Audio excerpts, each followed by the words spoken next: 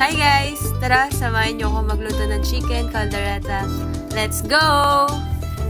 Ito ang magiging sahog natin para mamaya.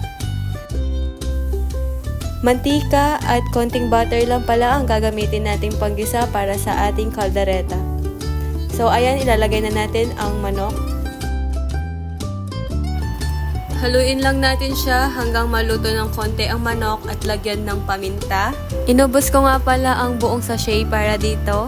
Tapos lagyan mo na din ng soy sauce. Depende sa'yo kung gaano kadami or tansyahin mo na lang basta hindi magiging maalat.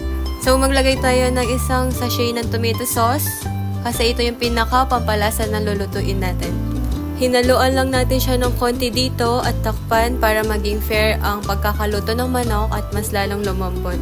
Ilagay na rin natin ang bell pepper, carrots, at patatas.